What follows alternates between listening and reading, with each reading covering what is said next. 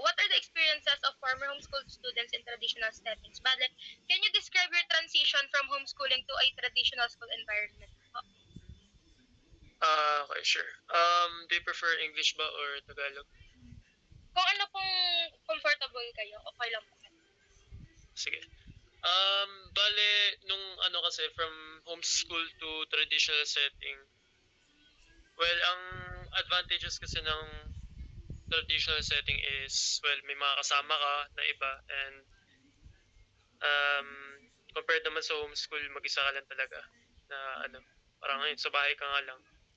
So medyo may part na syempre kulang yung pagka social ano mo dun, social life mo dun. Pero at the same time, yung advantages din ng homeschool is minsan ano, hawak mo yung oras mo and komportable ka lang din sa bahay ka lang ganun. How did your homeschooling experience prepare you for the academic demands of a traditional school? Actually dun sa pinag-aaralan ko kasi na homeschool yung mga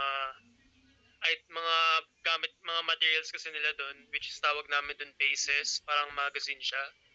And hindi siya yung parang online school na ano, online type na ano. So physical yung gamit namin. Parang sa libro lang din. Pero mas mga maninipis siya and let's say mga 30 to 50 pages bawat um ano ba to? So they're like different subjects tapos may mga 12 units parang ganun. So per unit may mga 50 pages max or something like that. And lahat naman nako-cover naman ng like kung ano yung tuturo sa curriculum ng ano, traditional setting. And yeah, wala namang ano, hindi naman masyado mahirap yung pag-transition sa ano, from homeschool to traditional setting. Mm. Paano po kayo nag-adjust nung galing nga po kayong homeschooling tas lumipat na po kayo ng face-to-face classes? Well, before I went to homeschool, galing din talaga ako nung ano, galing talaga ako sa traditional to homeschool and then homeschool to traditional. So, man, okay lang naman yung ano, yung adjustment. Hindi naman nakakapanibago or anything. Pero if galing kang traditional to homeschool, dun ka talaga maninibago. Can you share any memorable experience or achievements po habang nagta-transition po kayo? From homeschool to traditional ba? Yes po. Well, ang experiences dun is you'll get to see your classmates or yung mga batchmates mo noon or mga friends mo nakakilala mo sa traditional sa school mismo. And then, araw-araw mo din sila makikita. So, ayun. Okay naman din. Sa'yo naman. How did your academic performance change after transitioning to a traditional school? May na-notice po ba kayong differences sa learning outcomes nyo or study habits? Study habits, siguro, ano, na parang mas masipag ka siguro. Ewan ko lang, it's hard to explain pero there's not much difference naman kapag nag-transition ka from homeschool to ayun nga to traditional. So it's like the same yung kung paano ka mag-aral kasi sa homeschool din kasi naka ano ka sa sarili, naka ano ka parang tuturuan mo yung sarili mo for self study siya and sa traditional well you learn with others pero if sanay ka sa self study edi there's not much ano not much ano naman parang it's more advantage to you kasi kaya mong pag-aralan yung ano yung subject by yourself and things like that. Ano po bang meaning ng experience na to para sa inyo? Ano po yung makukuha nyo ditong sabihin na nating yung mai-apply nyo po na pwede nyong i-share sa iba? Ganon. Ano po yung ibig sabihin ng experience ng homeschooling para sa inyo? Experience ng homeschooling, well, mostly ikaw talaga kailangan mong turuan yung sarili mo din kasi dun sa homeschooling sa amin, ikaw din yung mag-check ng mga sagot mo. So, may mga score key kami. So, kami yung sasagot, kami din yung mag-check ng nasagot namin. And after matapos lahat ng mga materials, isasabit namin yun balik sa school. So, honesty na lang dun yun. Tapos, kailangan din talaga maintindihan mo yung material. yourself. Kasi wala ding tutor na pwede kang mag-rely besides yourself. So, ayun. Okay po. For the next question po, what are the challenges faced po? Or did you encounter any difficulties in adapting to social aspects of a traditional school setting, such as making friends or participating in group activities?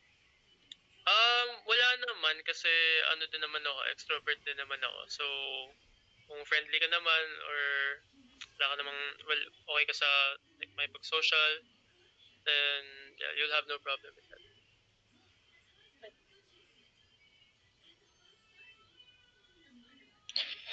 So ano po, did you encounter any difficulties in adapting to social aspects of a traditional school setting such as making friends or participating in group activities? Next na ate. And kakasagot ka na nun. Ay, okay. Sorry po. Yung number 2 na ba? Oo, ate. Did you encounter the challenges that... Okay na ba yan? Oo. Wait lang, tayo Sige na. Sorry.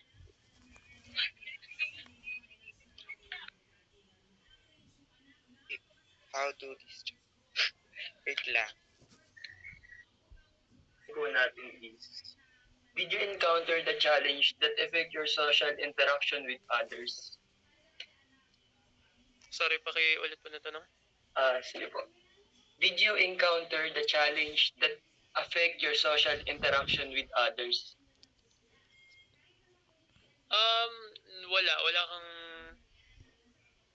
Wala naman. There's no challenges naman na naka-apekto sa like social interaction with other people from homeschooling. Wala naman. So the next question po natin is ano po? How do those challenge affect your academic performance? Challenges? What kind of challenges do you mean? Lovely, ano ba?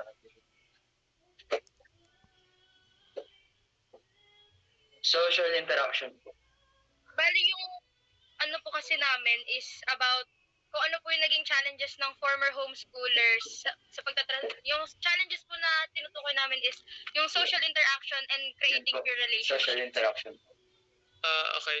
So, siguro I'll speak na lang ng perspective ng well, from homeschooling to traditional setting. Kasi for me, I'm from traditional to homeschooling and then back to traditional. So, let's say, tanggalin natin yung traditional sa una na yun. Kung if I started from homeschooling noon, then kapag lumaki ka sa homeschooling or in-enroll ka sa homeschooling since bata ka pa lang, ang magiging challenges talaga nun is, well, ayan, may mga bago kang mamimit na tao na siguro hindi ka sanay. And for me naman, wala, well, as I said kanina, I'm an extrovert naman or okay ako sa pag-social, so there were no challenges naman. So let's move on to the next question. What are the coping strategies and recommendations that the former homeschool students imply to these challenges? How did your experience as a homeschool student shape your ability to adapt and cope with the challenges of traditional schooling? Okay, ano na lang, maggawa na lang ako ng sagot siguro para masagot ko yung mga tanong kasi there were no challenges for me, pero let's say I have challenges nga. I'll cope with, siguro I'll go close with my muna, kung sino yung mga personally na kakilala ko na friends dun sa school na yun, and then with them, syempre na lang yan, introductions na lang yun with other people, ipapakilala na din ng mga kaibigan ko, and then ayun, in long term makakasama mo din yan. So siguro yung coping na lang dun is stick to your personal friends or ayun, sa kakilala mo kung papasok ka from homeschool to traditional. In what way, nagkaroon po ba kayo ng difficulties or hindi po kayo naka-discover ng difficulties sa pag-social interaction, no? So ito na lang po. What are the most important factors for a successful transition transition from homeschooling to a traditional school? And what would you recommend prioritizing for others in similar situations? I would say maging, well, from homeschooling it's more on by yourself lang.